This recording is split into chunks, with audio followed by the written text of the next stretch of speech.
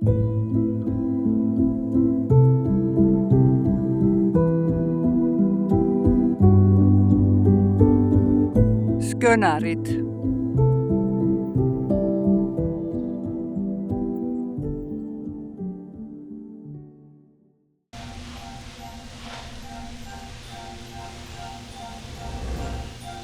Minua kutsutaan Jalluksi.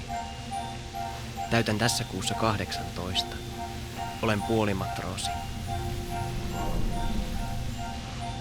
Skönäri saa linjakasteen ylittäessään ensimmäisen kerran päivän tasaajan. Olen yksi meistä.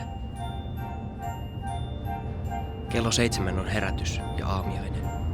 Sitten 8–10 on töitä kannella.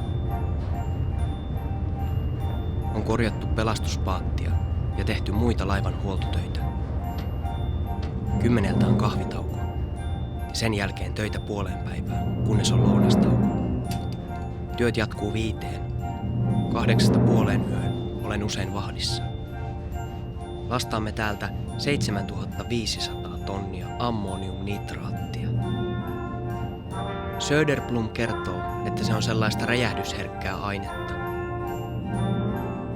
Me keräämme täkiltä kaikki tavarat talteen, mitkä lähtee irti tai lukitaan ne. Nyt on lukossa melkein kaikki. Pelastusveneet ja pelastuslautat. On otettu siipimutterit palopelleistä.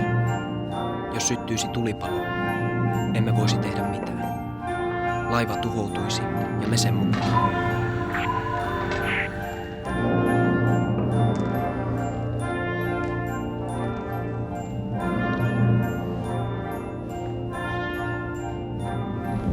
Albatrossi on seurannut laivaamme useita päiviä. Sen siipien väli on 3 metriä. Yritän erottaa sen silloinkin, kun se nousee ilmavirtausten mukana pilvien yläpuolelle. Albatrossi kutsuu minua nimeltä. Jalmar, se huutaa. Sen ääni kaikuu pimeydessä pitkään.